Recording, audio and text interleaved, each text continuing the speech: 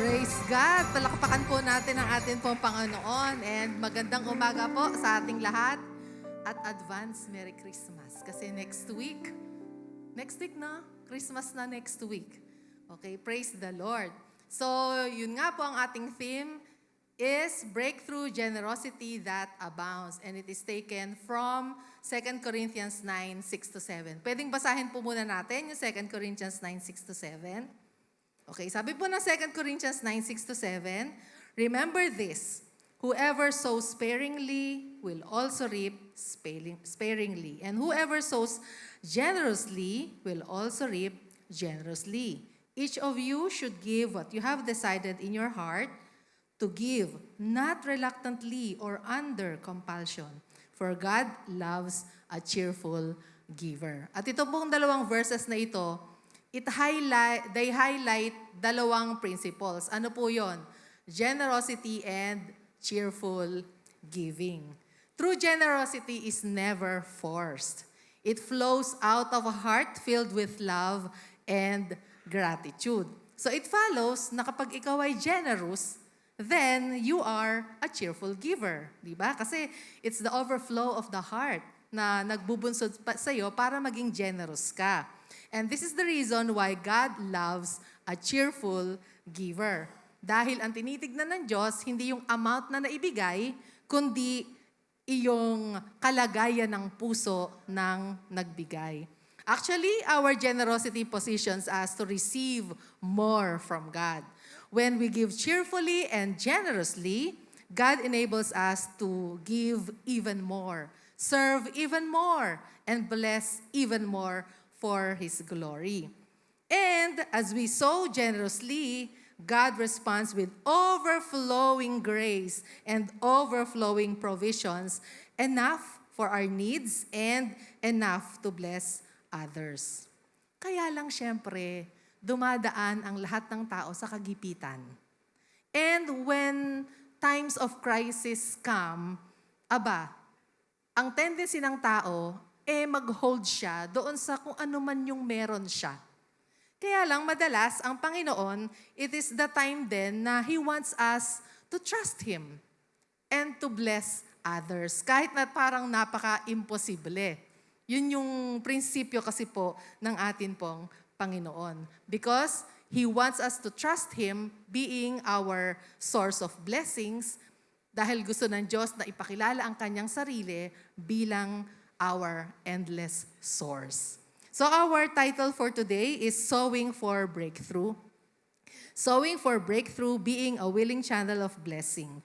It is taken from 1 Kings 17 verses 7-24. 1 Kings 17 verses 7-24. Sige, basahin po natin. After a while, the stream dried up because there had been no rain in the land. The Lord told him, "Get up. Go to Sarephath in Sidonian territory and live there. I have already told a widow who lives there to provide for you." So he got up and went to Sarephath. When he went through the city gate, there was a widow gathering wood. He called out to her, "Please give me a cup of water so I can take a drink." As she went to get it, he called out to her, "Please bring me a piece of bread." She said, "As certainly as the Lord your God lives, I have no food, except for a handful of flour in a jar and a little olive oil in a jug. Right now, I'm gathering a couple of sticks for a fire, and then I'm going home to make one final meal for my son and myself. After we have eaten that, we will die of starvation." Elijah said to her, "Don't be afraid. Go and do as you planned, but first, make a small cake for me and bring it to me. Then make something for yourself and your son. For this is what the Lord God of Israel says. The jar of flour will not be empty, and the jug of oil will not run out until the day the Lord makes it rain on the surface of the ground." She went and did as Elijah told her. There was always enough food for Elijah and for her and her family. The jar of flour was never empty, and the jug of oil never ran out. just as the Lord had promised through Elijah.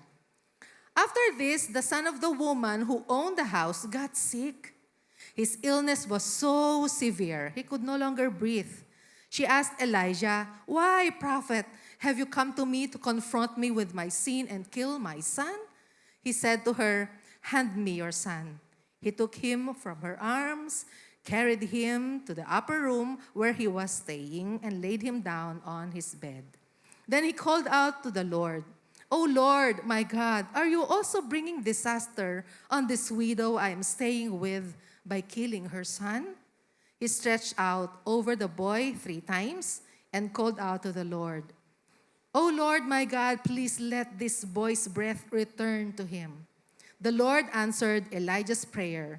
The boy's breath returned to him, and he lived. Elijah took the boy, brought him down from the upper room to the house, and handed him to his mother. Elijah said, "See, your son is alive." The woman said to Elijah, "Now I know that you are a prophet and that the Lord really does speak through you." Let's pray. Panginoon, marami pong salamat for the opportunity to share your word to your people. Dalangin ko nga po, Panginoon, na anuman po ang mga bagay na nais po ninyo na makuha namin, all the messages that you have prepared for each of our hearts, sa each of these people na narito at makikinig na yung salita, let it be received by them generously at mai-apply po nila ito sa kanila pong mga buhay sa pangalan ni Jesus. And thank you, Holy Spirit, for what you're going to do today in the name of Jesus. We thank you, we love you. This is our prayer in Jesus' name. Amen. Palakpakan po natin ang banal na Espiritu. Praise God. Okay, so ito pong passage na atin pong binasa, it takes place during the time of Prophet Elijah. So si Elijah po yung ikinukwento po nung ating pong binasa mga talata. Ito po ay nangyari sa Northern Kingdom of Israel under the leadership po ng King Ahab and Queen Jezebel. So yung mga nagbabasa ng Bible, kilala po ninyo kung sino po ang dalawang ito. Sabi nga ng Bible, si King Ahab po ang pinaka-wickedest king na nagkaroon ang Israel.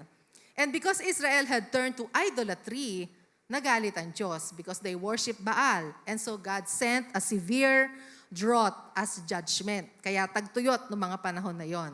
So para mas maintindihan po natin, balikan po natin yung pong verses 1 to 6 ng atin pong chapter 17 ng 1 Kings. Sige, basahin pa po natin. Chapter 17, verses 1 to 6. Elijah the Tishbite from Tishbe in Gilead said to Ahab, "As certainly as the Lord God of Israel lives, whom I serve, there will be no dew or rain in the years ahead unless I give the command." The Lord's message came to him, to Elijah. "Live here and travel eastward. Hide out in the Kerith Valley near the Jordan. Drink from the stream. I have already told the ravens to bring you food there." So he carried out the Lord's message. He went and lived in the Kerith Valley near the Jordan. The ravens would bring him bread and meat each morning and evening, and he would drink from the stream. Yon. So from here, nakita natin, miraculously, ay hindi pala muna, miraculously, yung po lang natuyo muna ang lahat. Nagkaroon ng pagtuyot, hindi namumunga ang mga puno, ang mga halaman, ang mga trees. Tapos, kokonti na lang ang pagkain. Tapos sabi nga sa verses 2 to 6, inisrakan ng Diyos si Elijah, pumunta ka doon at magtago ka sa Kerith Valley near the Jordan at doon ka uminom sa batis, sa stream. At ang pinakamagandang ginawa ng Diyos sa kanya, diba? God provided for His food daily, morning and evening. At sino ang tagahatid? A raven, di ba? Ibon, yung pong naghahatid kay Elijah sa kabuuan po noong mga panahon na siya ay naroroon sa valley, sa Kerith Valley. At hindi nagmintis yung uwak. Morning and evening, ang sabi ng Diyos, binibigyan siya ng pagkain at umiinom naman siya sa batis. So this story reminds us na while God miraculously provided for Elijah, meron po munang ginawa si Elijah bago po nangyari yung supernatural provision ng Diyos sa kalagayan po niya. Ano yon? Elijah obeyed. Elijah, he first obeyed. When God commanded him to leave, umalis ka, pumunta ka doon, magtago ka sa Crith Valley. Walang pag-aalinlangan, sumunod si Elijah. At siya po ay nagpunta doon. So, his obedience positioned him for God's miraculous provision. His obedience positioned him for God's miraculous provision. So, if you are in the midst of famine, ikaw ba ay naroon sa kalagitnaan na meron kang challenge or any situation na parang napaka-imposible, no? Trust that God is able to divinely and supernaturally provide for all that you need. All you have to do is to obey the Lord. Obedience becomes the key that unlocks God's supernatural provisions, interventions, and breakthroughs in your life. And I would like to read it again. Obedience becomes the key that unlocks God's supernatural provisions, interventions, and breakthroughs in your life. Amen ba? Amen. Okay, so going back to our story, eventually, because of the long drought, because of sa habang panahon ng tagtuyot, biruin po ninyo natuyo yung stream. Natuyo ang stream. So, ibig sabihin, sobrang tagal nung naging tagtuyot na iyon. And now, the story of the Sidonian widow began. And we are going to start our teaching. Letter A, who was the Sidonian widow? Sino ba si Sidonian widow? Number 1, she was chosen by God. She was chosen by God. God sent Elijah specifically to her house. God sent Elijah specifically to her house. And let me read again, 1 Kings 17, 7-9. After a while, the stream dried up because there had been no rains in the land. The Lord told him, get up, go to Sarephath in Sidonian territory and live there. I have already told a widow who lives there to provide for you. So before Elijah arrived, God had already chosen this widow. God chose someone na hindi man lang Jew. She was a Gentile. Or hindi man lang taga-Israel, no? She was a Gentile, a widow, she was poor, and she was helpless. And what does this tell us? Ano ang sinasabi nito sa atin? God chooses ordinary people to experience extraordinary breakthrough. God chooses ordinary people to experience extraordinary breakthrough. Number 2, she was in need. She was in need. A widow with nothing left but a handful of flour and oil. It is in verse 12. She said, as certainly as the Lord your God lives, I have no food except for a handful of flour in a jar and a little olive oil in a jug. Right now, I'm gathering a couple of sticks for a fire, and then I'm going home to make one final meal for my son and myself. After we have eaten that, we will die of starvation. So her situation was heartbreaking. Diba? Nakakadurog ng puso. She and her child were facing starvation. Tapos alam niya na pagkatapos silang kainin yung kahuli-hulihan nilang pagkain, mamamatay na po sila sa gutom.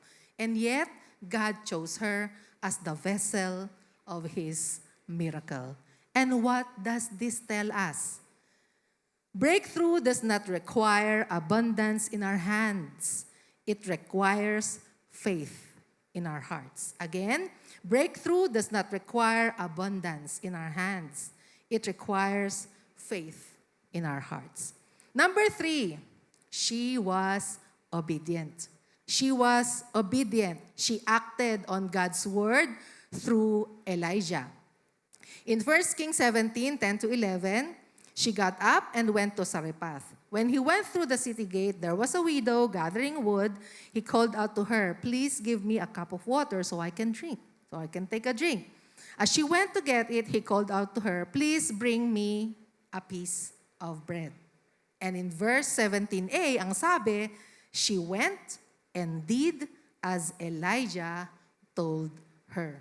So when Elijah asked her for water and bread, she obeyed, even when it didn't make sense. Di ba?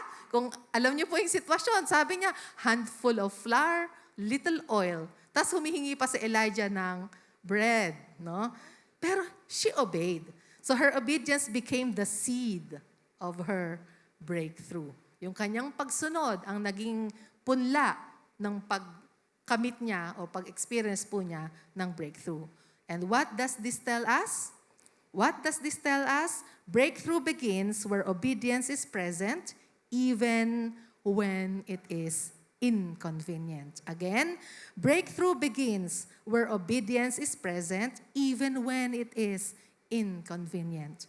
Number 4, she was helpless.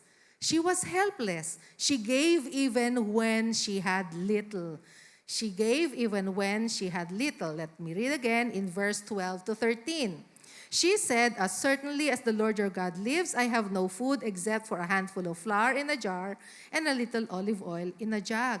Right now, I'm gathering a couple of sticks for a fire, and then I'm going home to make one final meal for my son and myself. After we have eaten that, we will die of starvation." Elijah said to her, "Don't be afraid. Go and do as you planned. But first, make a small cake for me and bring it to me. Then make something for yourself and your son." So this widow gave out of her lack. This is through generosity. Amen? Di ba sabi ko kanina, generosity is never forced. Kasi ang pagiging generous, it comes from the heart that is full of love and gratefulness. And so, generosity, it does not come from abundance, but giving from trust. Generosity is not giving from abundance, but giving from trust. And what does this tell us?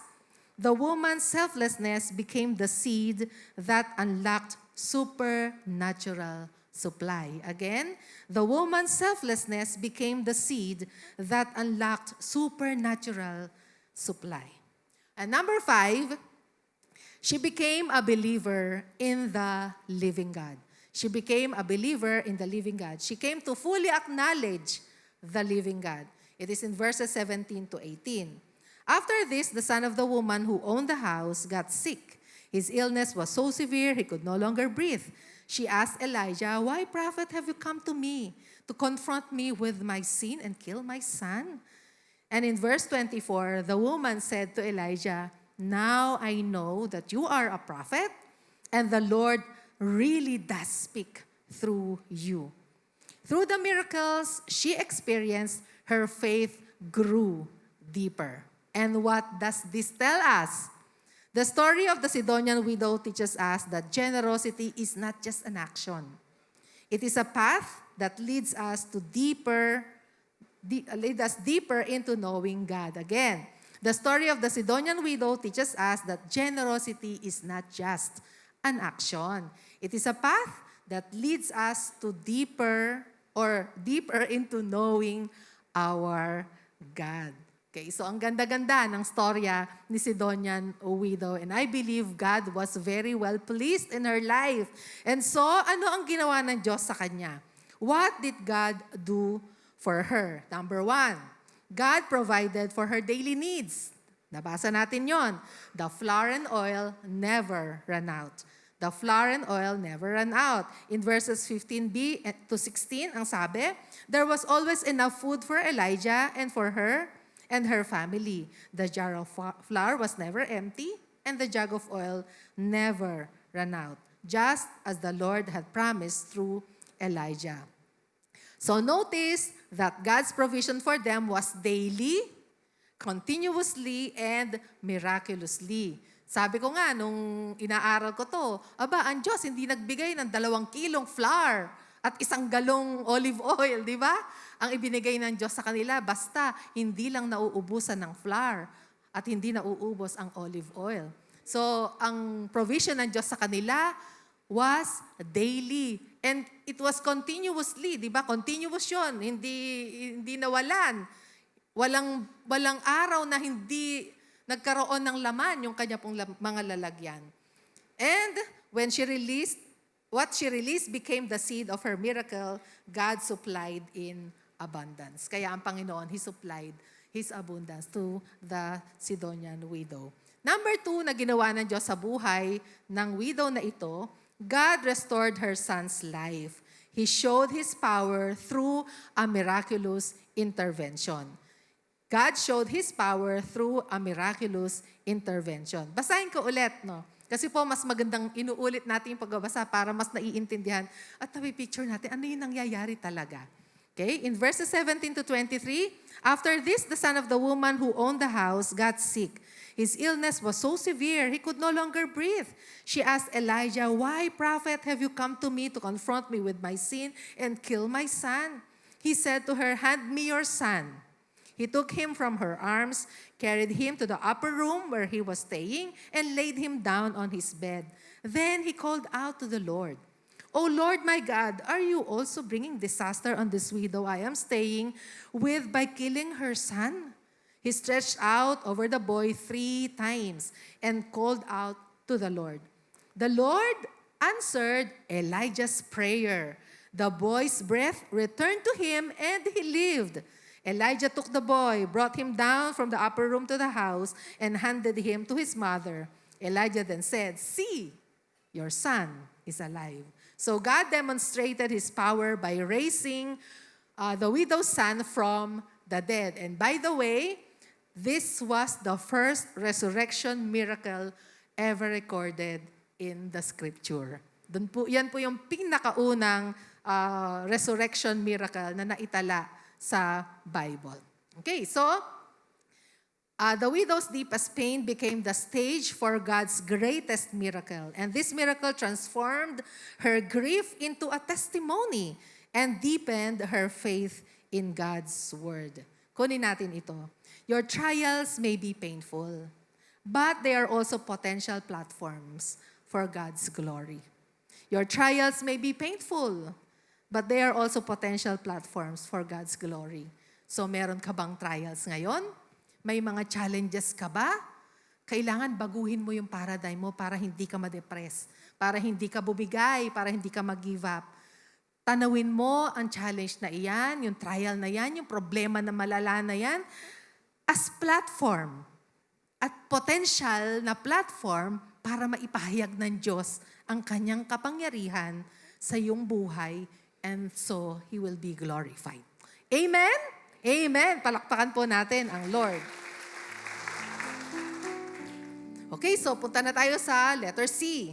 What lessons can we learn from this story? Ano ba yung makukuha po natin ng mga mensahe o aral sa atin pong binasang talata or storya sa 1 Kings 17? Okay, so number 1, God knows our needs even before we ask. God knows our needs even before we ask. So for Elijah, when the stream dried up, God gave him a provider. Bago pa matuyo yung stream, nakaplano na, meron siyang provider.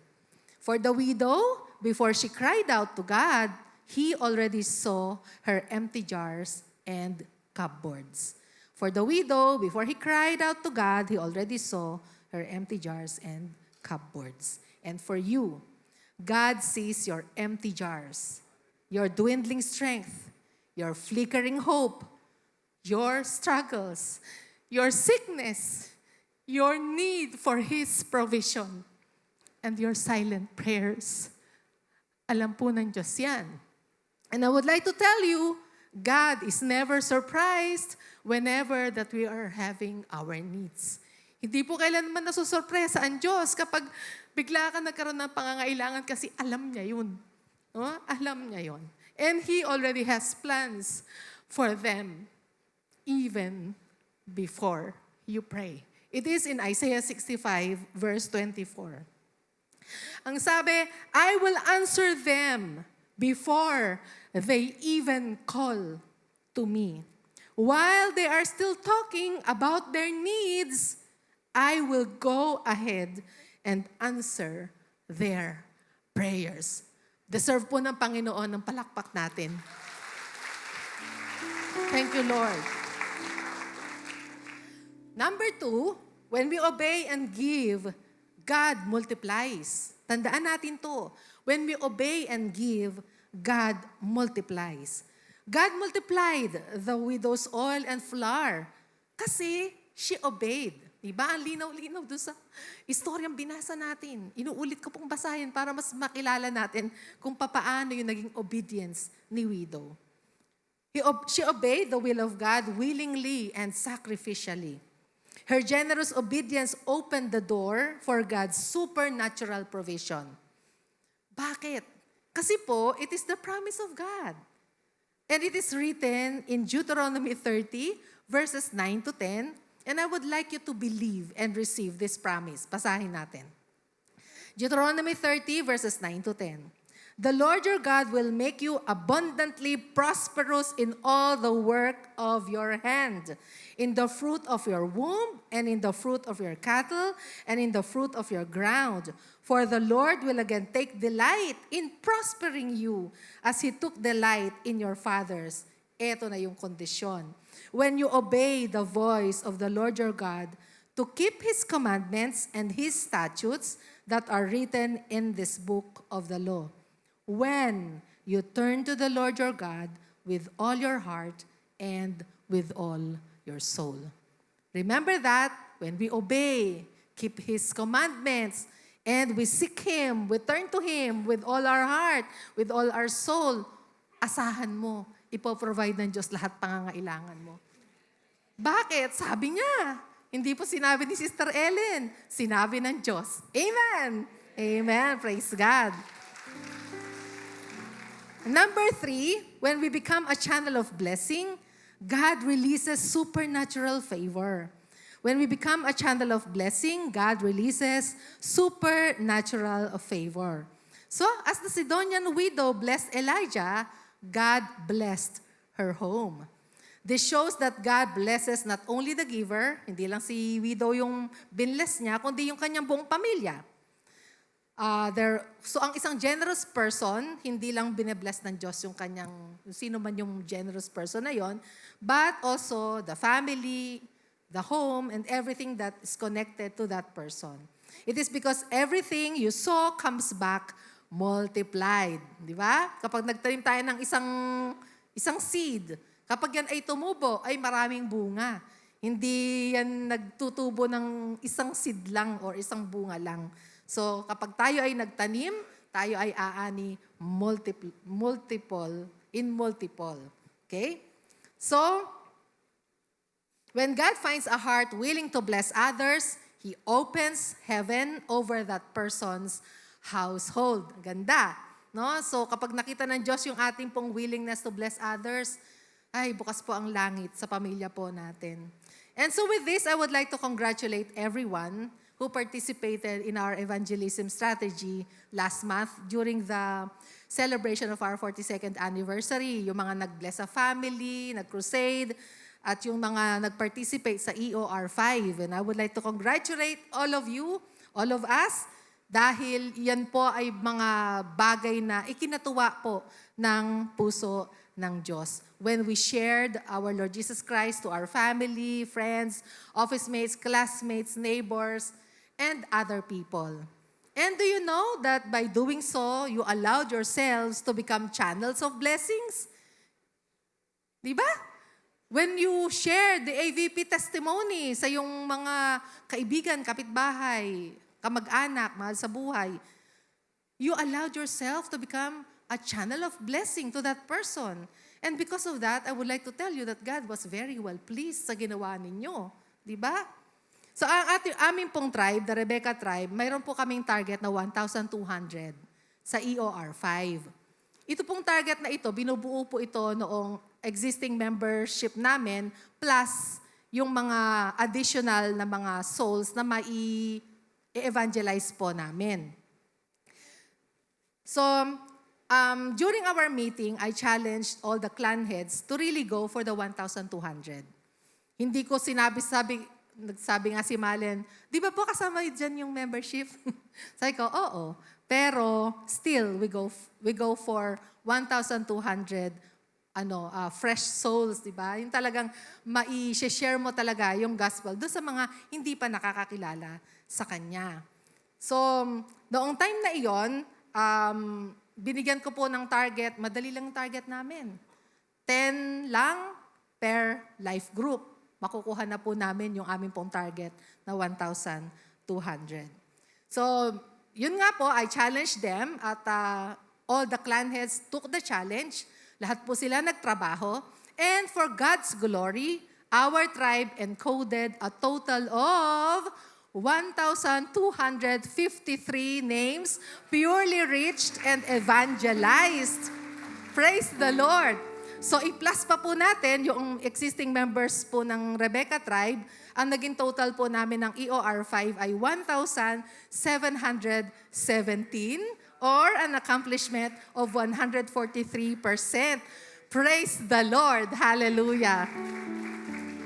Kaya lang syempre, nung Sunday, during our meeting, I reminded the clan heads na yung efforts dapat hindi mag-stop doon sa pag-e-encode at pag-share ng gospel sa mga tao na na-reach namin. I told them that, pero alam naman nila, ano yung susunod na gagawin? Alam naman nila, follow up, sabi nila.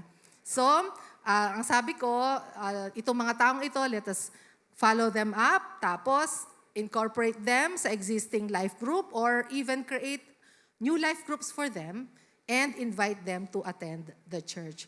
And so for us, let us sow in relationship building. Let us be generous in loving and caring for the souls we won for Christ. Amen po ba?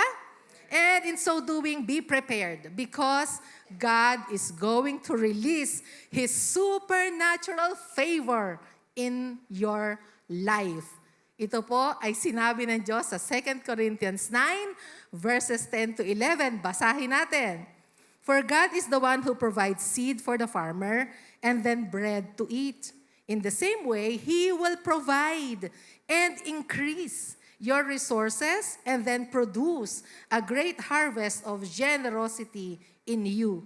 Yes, you will be enriched in every way so that you can always be generous. And when we take your gifts to those who need them, they will thank God. So, let us give them the gift that they need the most. Ano yon? The gift of salvation. Wala nang iba pang makakahigit doon sa regalong yon, kundi yung regalo po ng kaligtasan. At yun po yung ating ibibigay sa lahat ng nangangailangan. Amen! Praise the Lord! Hallelujah! At number 4 and the last, our trials can become testimonies of God's power. Our trials can become testimonies of God's power. So the widow's greatest pain, yung death ng kanyang son, became her greatest testimony when her son was raised back to life. We may not want to undergo trials. Sino ba naman yung may gusto? Di ba? Sino ba naman yung may gusto magkaroon ng problema o magkaroon ng challenge? Wala naman. Kaya lang, sometimes God allows us to experience them para He can make us His instruments so that His power will be revealed through us for His glory. Kung minsan kaya tayo dumadaan sa pagsubok kasi gusto ng Diyos kasi maging instrument ka niya doon sa mga taong dadalhin niya sa'yo. Tapos nagkaroon din sila ng the same problem na pinagtagumpayanan mo, and then you are able to comfort them with the comfort that you received from the Lord. And it is written in 2 Corinthians 1, verses 3 to 4. Basahin natin. Praise be to the God and Father of our Lord Jesus Christ, the Father of compassion and the God of all comfort, who comforts us in all our troubles, so that we can comfort those in any trouble with the comfort we ourselves receive from God. Amen. So, kunin natin to. Trials are painful, but they are not purposeless. Trials are painful, but they are not purposeless. Kaya, sa lahat na nangyayari po sa ating buhay, know that God is there. Pinahintulutan niya yung negative na yan dahil mayroon siyang purpose. Or binigyan ka niya ng victory, mayroon din po siyang purpose. At saka lahat-lahatan ng yon, nais ng Diyos, mag-glorify po siya sa sitwasyon mo. Amen? So the Sidonian widow was poor, she was desperate, she was weak, yet she became a powerful example of faith and obedience. God used her obedience and willingness to bless His servant, and in return, He blessed her with life, protection, and provision. So, like her, let us so break through. Choose to trust God, obey, give generously, and be a channel of blessing. And when we do, God's favors and miracles will surely follow. Now, ang tanong ko, are we ready for God's supernatural breakthroughs in our lives? Sino nagsasabi ng amen? Sumigaw ng malakas na amen. Woo, yes. At pwede po bang i-flash yung last slide? Pwede po bang sabihin natin yan ng malakas sa ating Diyos? In 3, 2, 1. Lord, make me a channel of blessing.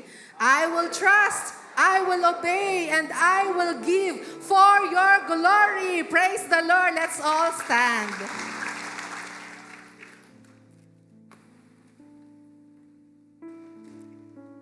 So in summary, yung mga natutuhan po nating lesson sa atin pong binasa, God knows our needs even before we ask. Tandaan natin to Ano lang naman yan? 4 lang naman to. God knows our needs even before we ask. When we obey and give, God multiplies. When we become a channel of blessing, God releases supernatural favor. And number 4, our trials can become powerful testimonies of God's glory. So let us ask God to help us not only to trust Him, but to fully obey Him and His Word and become a willing channel of blessing to others. And may our lives reflect His generosity and bring glory to His name. May we sing the song na atin pong aawitin para sa Diyos ngayon. Praise God. Ikaw ay mabuti Bawat sandali. Yes, Lord. sa habang buhay ay mananatili. hindi makapawi o may kukuli Maging sa dilim ng gabi. sandigang matibay. Sandigang matibay Ang iyong pangako, lakas at pag-asa ng aking puso. Hindi na mabilang pagkakataon, patunay ng katapatan mo sa dalamhati at sa kabiguan, sa pagluha ng pusong nasugatan, sa pagsubok na iyong pinahihintulutan. Salamat,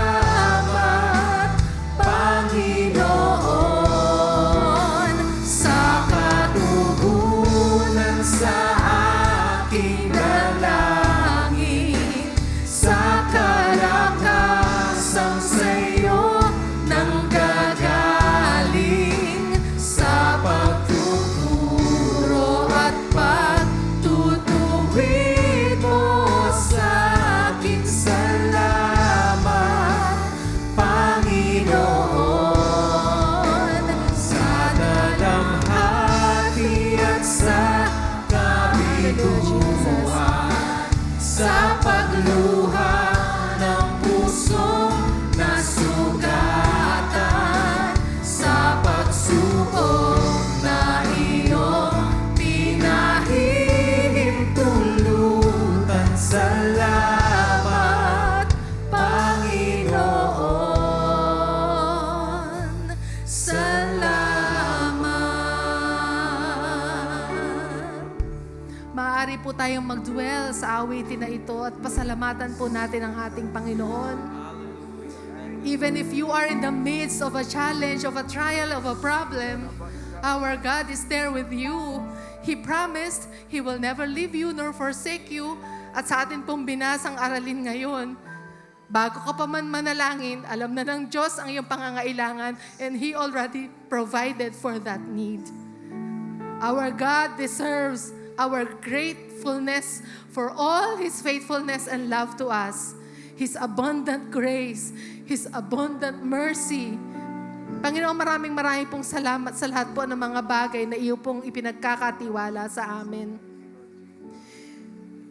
Even kung sakali man po, Panginoon, na inaalaw po niyo kami na dumaan sa pagsubok, marami rin pong salamat because you see in us a potential instrument para maging kasangkapan po ninyo para sa iba pa pong dadaan sa ganoong uri ng pagsubok. Salamat, Panginoon, sa kalahat-lahatan po na amin pong tinatanggap from you. Tunay na kapag inilagay namin ang aming buhay sa gitna ng iyong perpektong kalooban, we need not ask for anything because you are more than enough. Ano man po ang mangyayari sa amin, as long as we are in the midst of your perfect will, hindi na po namin kinakailangan pang mag-worry o kumwestiyon sa kapangyarihan mo because we know that you are with us. At sa kalahat-lahat ng mga bagay na ito, you have a beautiful purpose in our lives. At maraming pong salamat sa tiwala. Salamat po sa mga pagpapala. Salamat po sa mga bagay na inilalaan mo po sa amin, nalalakaran po namin, especially next year sa 2026. We are going to walk in supernatural breakthroughs in the name of Jesus. In the name of Jesus. Panginoon, marami pong salamat. This we pray in Jesus' name. Amen. Amen. Praise the Lord, praise the Lord. Let's give the Lord a better clap of praise. Hallelujah. Sino pong napagpala? There's a mighty anointing of the Lord that flowed pamula kanina. So praise God for that very anointed preaching message. Yun ang gift ni Sister Ellen eh. Anointed Bible teacher. Nakakalkal ang Word of God. At tapos nagiging buhay sa ating puso. Before we conclude, mamaya sa ating life groups, alam ko maraming inusap ang Lord sa bawat isa po sa atin dahil iba't iba yung kalagayan natin sa buhay, but we can all relate to that story, no, nung widow na yon na nasa sobrang hirap ng buhay. Huling hapunan, ika nga, last shot. Harina at saka yung oil. Pag inunawa mo yon in the natural, mamimisinterpret mo ang lingkod ng Diyos eh. Napaka-insensitive ng lingkod ng Diyos na ito. Mahirap na nga ito, manghihingi pa siya ng manghihingi pa ng harina. Kakain kami ng anak ko. At pagkatapos na doon, mamamatay na kami. Bago ako magluto, ako muna ang pagluto mo. Yun ang ibig sabihin nun eh. In the natural, ang hirap intindihin yun. But God's ways are higher than our ways. God's thoughts are higher than our thoughts. Pag hindi natin natutunan yung faith and obedience, you will interpret life differently. Maaawa ka na lang sa sarili mo. Bakit siya malusog? Bakit ako may sakit? Bakit siya may anak? Bakit ako wala? Bakit sila kumpletong pamilya? Bakit kami wasak? You will begin to interpret life differently at feeling mo, lagi kang dihado. Pero maraming salamat sa Diyos. Yung mga nakaunawa ng mga pamamaraan ng Diyos, hindi mo na i-interpret ang sitwasyon mo na hindi mo inihahalo ang Diyos, ang kanyang layunin at ang kanyang kapangyarihan at ang panawagan mo sa Kanya. Many people who try to interpret life minus God, minus God's call sa buhay nila, walang meaning anumang season ang daanan nila sa buhay. In fact, yung iba mayaman, again, ba't winawakasan ng buhay? Because they just begin to interpret life minus God, minus the purposes of God, minus the higher calling in life mula sa Diyos. Tapos yung iba naman, pag nahihirapan sa buhay, nawawala naman ng pag-asa. Mapalad ang isang taong nakilala ang Diyos. you will begin to interpret life differently. Kapag season ng kahirapan, nagkakaroon ng deeper meaning. Katulad nung Sidonian woman na yon. Nagkaroon siya ng ibang interpretasyon sa buhay, kahit hirap na hirap siya. Kapag naman yumaman ka o nagtagumpay ka, kasi natutunan mo na interpret ang iyong sitwasyon with God and with your faith and obedience to Him, hindi ka yayabang. Mapalad ang taong nakilala ang Diyos na mayakda ng kanyang buhay in every season of your life. Mayroong katuturan. Ito lang preaching ngayon, napakayaman. Kalkalin mo ng kalkalin yan, palalimin mo sa puso mo, mawawalang awa mo sa sarili mo. Tutubo ang pananampalataya sa iyo. Some of the things among many, yung generosity, ang pagiging generous, kaya pala ang ating tema, breakthrough generosity that abounds. Ang utak kasi ng tao, ang masyado pong nakasentro, ano yung makukuha ko? Ano yung matatanggap ko? Kaya, instead of developing the spirit of generosity, nagkakaroon siya ng masyadong maliit na mundo. Na ang mundo parang ako lang. Anong may bibigay niyo sa akin? Anong makukuha ko? They become just a reservoir. But God doesn't want us just to be a reservoir. He wants us to be a channel. Somebody said, ang Dead Sea, kaya naging Dead Sea, kasi puro pababa. Wala siyang outlet. Kaya, nung kami nandoon, ang tawag doon, Dead Sea. Napakalalim nun eh. Water flows naturally sa lowest position. Walang channel out. Puro receive, receive, receive. Iba yung iba yung ilog. Ang ilog kasi, dumadaan eh. Kaya sariwa. Mahirap yung puro receive ka lang. Kailangan matutunan din natin ang generosity. Ngayon, ang lesson, ang pagiging generous, na emphasize kanina sa preaching message habang ako'y nakikinig ng mabuti. Kailangan ma-develop po ito sa atin. Mabago yung paraan ng attitude natin pagdating dito. Kasi ang pagiging generous giver, hindi nakadepende sa pagkakaroon ng maraming pera. Ito ay kondisyon ng puso. Purihin ang Panginoon. Amen? Hindi ibig sabihin na mali yung, ay kapag na lang dumami ang pera ko, doon ako magiging generous. Hindi ganon. Ano man ang kalagayan mo sa buhay, kahit wala kang maraming pera kapareho ng iba, you can still develop a generous heart. In the New Testament, the Lord Jesus used another widow. Alam niyo yung widow sa Bible, ito yung mga walang case sa lipunan kung tutuusin. Gumamit ang Diyos ng pinakamatinding halimbawa upang buksan ang isip ng tao. Na huwag tayong maging makasarili, huwag nakasentro sa sarili natin ang buhay natin. Nagbigay 2 kusing. Nagmamasid pala ang Lord Jesus. Tinawag yung mga alagad, ginawang object lesson, yung widow. Alam nyo, ang daming nagbibigay dahil sobra lang sa kanila. Pero yung widow na yon, pinakamalaki ang binigay niya sa mata ng langit. Ibang pamantayan ng Diyos eh. So to be generous, you don't have to wait para maging marami ka munang pera. You can be generous in your condition now. Ang opposite ng generosity, ano po? Karamutan.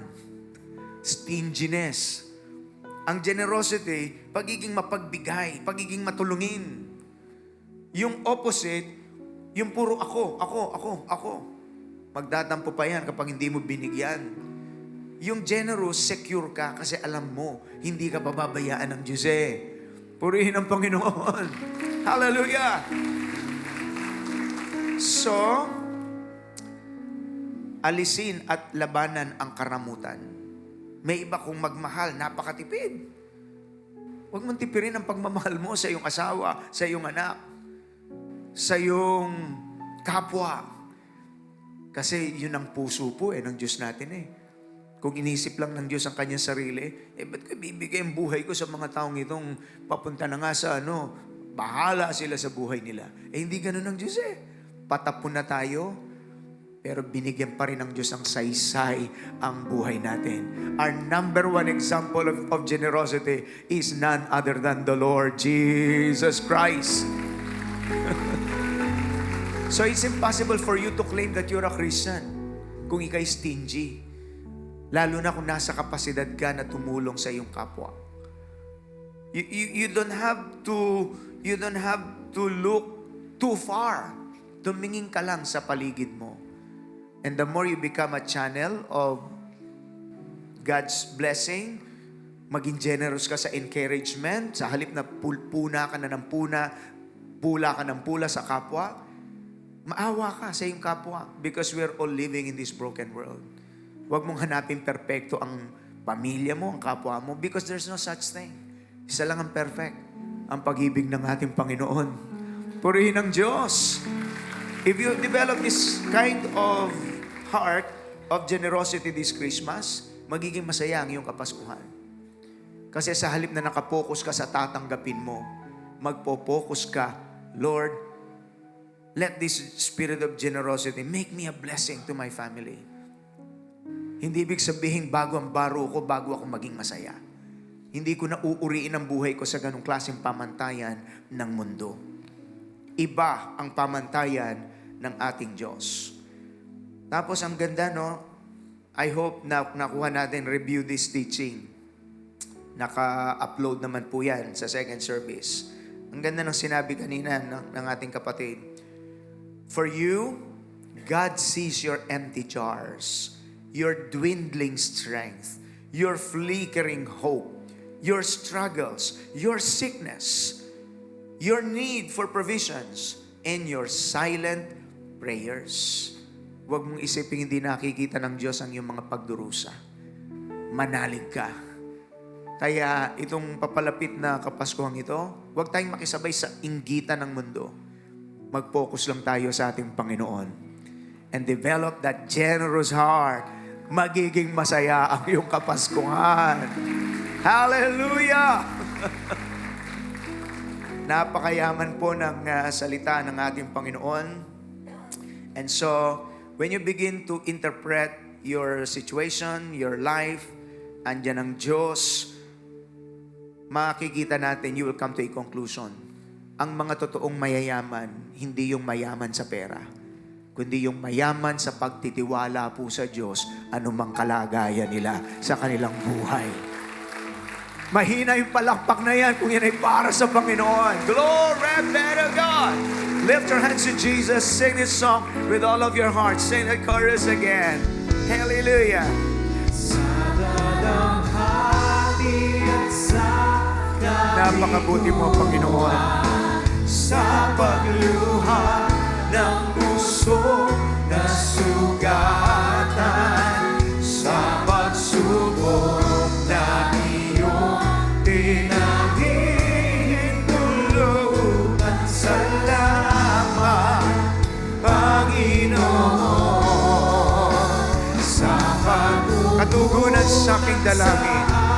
aking dalangin. Yes, Lord. Sa kalakasan sa'yo nanggagaling, sa pagtuturo at Yes, Lord. pagtuturi mo sa akin. Salamat, Panginoon. Salamat. Oh, salamat. Glory, glory, glory be to God. We worship you, Lord. Nakatas po ang ating mga kamay sa presensya ng ating Panginoon. I believe that the Lord has strengthened our faith tremendously this morning. May binuksang unawa ang Diyos sa iyo kung paano mo uunawain ang buhay. Mula sa liwanag po ng kanyang salita at hindi na sa pamamagitan ng defective and very unfair value system ng mundo, ng emphasis ay material. At bagamat ang Diyos ay nais din niya na pagpalain tayo sa material, subalit higit sa lahat, ang kayamanang espiritual, yun ang unang tutukan natin. At pagkatapos mahahawa pati yung ibang aspeto ng ating buhay. Katulad ng ginawa ng Diyos sa isang taong yon, na we can all relate. From time to time, nangyayari sa atin yon. Salat na siya. Yun na yung last meal nila na mag-ina. Pero ang Diyos nagpadala siya ng kanyang lingkod upang sila'y turuan ng pananampalataya sa Panginoon. Ang sabi ng Biblia, when she obeyed and trusted the Lord in that particular context, hindi sila nawala ng supply. Higit pa sa kanilang inaasahan. At pagkatapos sunod-sunod yung mga breakthroughs na na-experience, katulad ng muling pagkabuhay ng kanyang anak na may sakit. God sees your trials. God sees your empty jars. God sees your strength that is fading. Subalit kung muli mong itutuon ang iyong puso at pananampalataya sa Diyos, tutubo ang kalakasan sa iyong puso.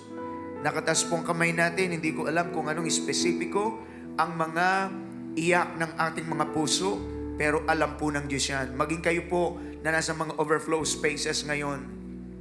Maybe masagana ang pamilya mo, pero may dinaranas kang hamon sa iyong pamilya. God says it. Nakikita yan ng Diyos. Manalig ka sa Panginoon. Would you follow this simple prayer of entrusting your all to the Lord? At mararanasan mo sa mga panahong mas madaling magreklamo, magpapasalamat ka pa rin sa Kanya. Luluwag ang puso mo, palatandaan, hindi ka pababayaan ng Diyos. Sumunod na ang lahat, sabihin po natin, Lord Jesus Christ, maraming salamat sa iyong paalala na ma-develop sa aking buhay ang breakthrough generosity at malabanan ko, Panginoon, ang spirito ng karamutan, spirito ng pagkamakasarili, but that I will be generous, Lord. Generous in encouragement, generous in my faith, generous in making a way, to be a channel of blessing sa mga nangangailangan ayon sa kapasidad na ipinagtitiwala mo sa akin. Sinabi mo sa iyong salita, it is more blessed to give than just to receive. He who refreshes others will be refreshed himself. Develop in me, Lord, a generous heart, lalo na sa pagharap ko sa Kapaskuhan, sa panibagong taon. I am making a decision. I will be a generous person. Buksan mo nga po ang aking isip sa mga katotohanan, kayamanan ng iyong salita, to learn how to interpret life through your words. In the name of Jesus. Patawad, Panginoon, sa anumang kasalanan, anumang pagkukulang na nakikita mo po sa akin. Mga hadlang sa iyong pagpapala at himala, I repent of them all, Lord. Sa pagpasok ng taon, I am giving my life to you completely. All my worries, all my concerns, all my doubts, all my fears, in your mighty hands. You are my Lord and Savior. Lord Jesus, I praise you and I thank you. In Jesus' name. Please keep praying for your personal needs habang ako'y nananalangin. We will believe the Lord for miracles today. Panginoon, habang idinudulog ng iyong mga anak ang kani-kaniyang mga laban at sitwasyon sa buhay, others are praying in tongues, Lord. If you can pray in the Spirit, please do so. Hallelujah. Exercise your faith now as God's child, bilang anak ng Diyos, as I pray sa pangalan ni Jesus, anumang bumabagabag sa puso ng sino man sa iyong mga anak na nagbibigay honor sa iyo sa araw na ito, inuna ka po sa panambahan upang ikaw ay luwalhatiin. Inantay mo ang inyo pong kapangyarihan sa pangalan ni Jesus. Basagin mo ang sumpa ng kalungkutan, sumpa ng kahirapan, at anumang puwersa ng masama ay aming sinasansala in the name of Jesus. Those who came here with sickness and disease, we rebuke this spirit of sickness and disease na humahaplit sa katawan ng sino man sa aming mga kapatiran. We rebuke you in the name of Jesus. We are exercising the spiritual authority entrusted by the Lord upon God's victorious people. Receive your healing. Receive the anointing of joy. Receive the anointing of assurance from the Lord in your heart. In the name of Jesus. I know you can sense something. Open your mouth and give Him praise. Hallelujah. Sing the chorus again. It's our faith confession. Yes, Lord Jesus. Yes, Lord. Sa pagluha ng puso na sugatan, sa pagsubok na iyong pinahihintulutan. Salamat, Panginoon, Sa katugunan sa aking dalangin. Yes, Lord Jesus. sa palakasang sa'yo ng gagayahin, sa pagtuturo at pagtutuwid mo sa akin. Salamat, Panginoon. Salamat. Maging malaya po tayong sumamba sa ating Panginoon. Express your heart. Express your worship. This is a worship and healing service. Malaya po kayong makakasamba sa ating Panginoon, and let Him fill you with His power. Let Him fill you with His Spirit. Hallelujah. Fresh strength. Fresh hope in your heart. Thank you, Lord Jesus. I give you praise. We give you thanks, O Lord. Oh, we love you, Lord. We worship you. We thank you, O God. Oh, glory, glory. Hallelujah. Seal what you've done in our hearts today. Seal your precious words, O God.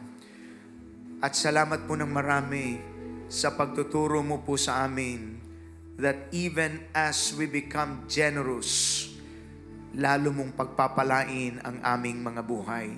Make us channels of this message of hope to this lost, dying, and dark world. And we thank you that it's all because of our Lord and Savior, Jesus Christ. If you've been blessed today, give Him praise, people of God. Hallelujah. Madalang natin gawin, pero can we sing one victory song? Praise the Lord. God. Hallelujah, hallelujah. Sa lahat po ng pinagtagumpay ng Panginoon, sumigaw ng hallelujah! Praise the Lord! Sige po, ipalakpak natin ang ating mga kamay. Ito ang aming awit, awit ng tagumpay. Ito ang aming awit, pagkat ikaw ay bungay. Ito ang aming awit, awit ng tagumpay. Ito ang aming awit, pagkat ikaw ay bungay. Matagumpay ka, Hari, karapat-dapat sa papuri ng iyong mga pinili.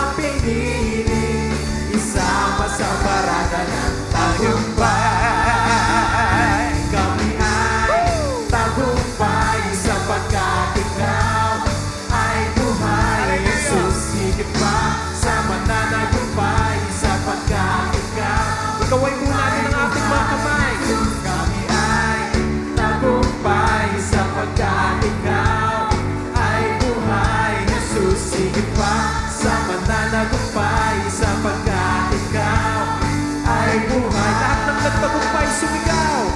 Tagumpay, tagumpay, tagumpay, tagumpay. Everybody shout hallelujah! Praise God. I-stretch po natin ang kamay natin sa mga prayer petitions. Panginoong Diyos, kami po ay nagpapasalamat. Pinuno mo ang aming mga puso ng kakaibang uri ng kagalakan at katiyakan. Ngayong umagang ito, Panginoon, hindi malirip ng aming kaisipan. Ito'y gawa ng iyong Santong Espiritu sa mga tunay kang hinahanap, sa mga tunay na nagpapahayag ng kanilang pananalig at pagtitiwala sa iyo. We thank you, Lord, for the healings, for the comfort, for the assurance that you've given to every individual believer of Jesus who honored you today in our first service. You are blessing the families in our congregation, Lord. Hallelujah, especially in view of this Advent of Christmas, upang ang mga tao nga ay magkaroon ng pagkakataon na maranasan ang pag-asang dulot ng Kapaskuhan. Salamat po ng marami. And with all of the prayer petitions in this prayer request box, Panginoong Diyos, sa lahat ng mga naguhulog every Sunday with the united prayers of God's people, napakaraming mga patotoo ng iyong ginagawang kabutihan, himala sa iyong mga anak.